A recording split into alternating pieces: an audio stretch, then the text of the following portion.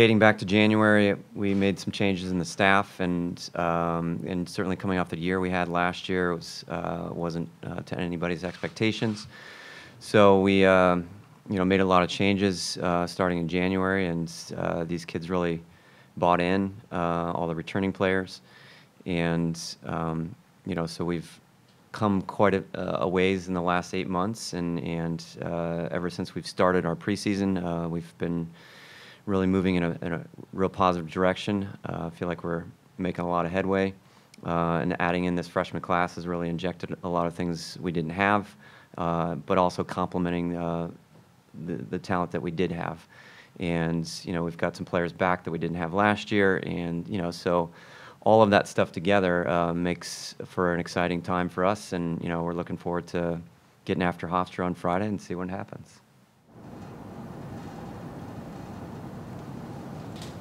Yeah, I guess what specifically last year, Greg, kind of led you to come to that conclusion where you feel like changes needed to be made? I mean, was there anything in particular kind of pushing that direction? No, I mean, I think it was a culmination of a lot of things. It wasn't any one thing. It was just, the season we had just had a lot of different variables to it, and so I just felt like, if we just change it up a little bit, and in some cases a lot, it's only going to benefit these guys. And since we've made these changes, all these returning players, including these guys, have really bought in to what we're trying to do and where we're headed, and really want to help this program, get off the ground and start making a name for itself in the conference. Coach, you have two local players on your team this year, Alexis Bengal and Adina Donahue.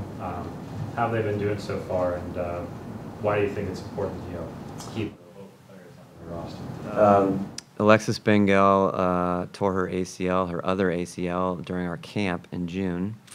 So I felt really bad about that, because that's a kid that is really self-motivated and has a lot of good energy and drive, and was going to inject a lot of good things to our training environment. So really sad to see that happen to her, but typical Alexis, she just perseveres and has been getting after rehab, and just excited to be a part of the program, and can't wait to be back and contributing. Adine has hit the ground running, probably exceeding expectations. We thought, she was going to come in and do well and have an impact, but she's really blown the doors off a lot of things, and has been starting the last 2 games for us in these scrimmages. So we look for big things for her moving forward. And it's really important to have local talent, and we've made a real commitment to really go into the Pittsburgh community and sort of close off the walls, so to speak, from the West Virginias and the Penn States. And Rutgers has been in here the last few years, getting kids out of here, and we want to look here first. And if we can get the talent here first, then we don't have to go elsewhere to get it. And just depending upon year to year what we're looking for. It varies in terms of how many players, but we just try and keep the best talent home as much as possible, because we feel like we have a lot to offer here. The academic reputation of the school, and playing in the best women's soccer conference in the country, and Pittsburgh is such a great city. These local kids have a great choice, even though they're local, and they might not feel like going away from home or think about that. There's a lot to offer here, and we think,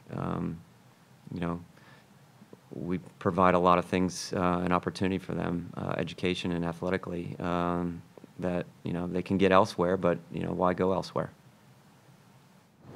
You come back into the season without kind of like a returning player that you can look to lean on for offense, that had like a lot of experience.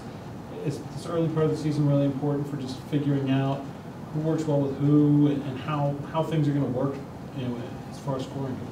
Yeah, we've got a little bit of a mixture of youth and returning players with a lot of experience. I mean, Taylor was out all last year with some medical issues, and you know, so her ability to score goals and be a presence up front from an offensive standpoint really hurt us.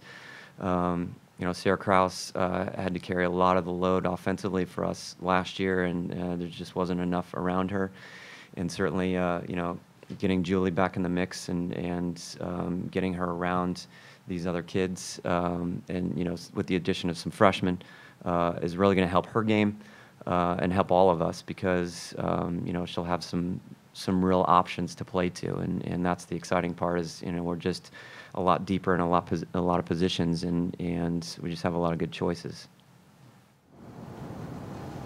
You know, for both Taylor and Juliana, when you go through a season like you did last year with these struggles that you know, that you guys had, obviously Taylor, with your individual coach and mentioned there, what do you feel like you guys learned from a season like that?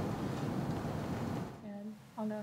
You want me to go? I mean, I definitely think the way I've grown up is challenges and setbacks always make you stronger. I think that we built a lot of strength coming together as a team and just being able to, like, push through that season. We had a lot of injuries. We had a lot of illness with Taylor. We were missing players, but we did what we could with what we had, and I think that kind of gave us confidence going into this season that if we do face a setback, we've been through that kind of thing before, and that gives us strength and confidence going forward. So, yeah. Going off that, I feel like our team faced a lot of adversity, and this past spring we really came together. I feel like we became a stronger and more cohesive unit, and we're excited to get after it this fall. So I think we have so much potential, and we've grown so much as a unit that the last season won't happen again. Great. What's the kind of your sense of your goalkeeping situation? Is that something I mean, you know, you lose to a starter and feel like you have a settled spot, a rotation, or something that could be a strength of your team going forward, or something that maybe still needs to be figured out a little bit? Yeah, the graduation of Taylor opened up the opportunity for two freshmen who redshirted last year, Kate and Amaya, and I challenged them sort of starting in January that, look, you know, the goalkeeping position is wide open. You guys sat out, and now it's really up to you individually to take this thing by the throat and really run with it. Neither of which during the spring really did that, so that was a little disappointing, and certainly we had the same conversation at the end of the spring, going into the summer for them. And then coming into this preseason, again, it was just kind of each one was not really taking the position by storm, and one got hurt, and the other one was a little bit more prepared. So a little bit by default, the position is hers. But since then, because Kate's played in the last two scrimmages, her confidence has grown immensely. And now Amaya's back, like scrambling to play catch up a little bit, and you know, so she's been motivated. So it's really pushed both of them in a direction that I wanted them to go 8 months ago. But you know, I'm glad now that you know, there's some competition to it, and Kate feels like it's hers right now, and Amaya really wants it. You know, so and I always tell them, you know, one's going to play. Unless, you know, they're dead even. So, you know, from that standpoint, it's fun to see in training. And as far as solidifying that position, they're both talented. They're both very different in what they bring to the table in terms of their strengths and weaknesses. But, you know, I think just over time they're really going to grow, and we've got a better group in front of them. So I don't think maybe they'll have to do as much because, you know, they lack experience, and Taylor was a starter for 3.5 years. But we feel confident in either one of them, to be honest, and just know they're going to get better, and we'll just see what happens.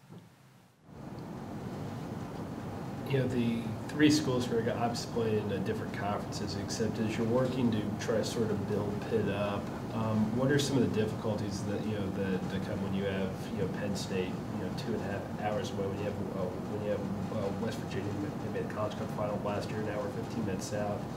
especially as you're trying to maybe get players from this area, top players? What are the difficulties of having two schools like that in such close proximity?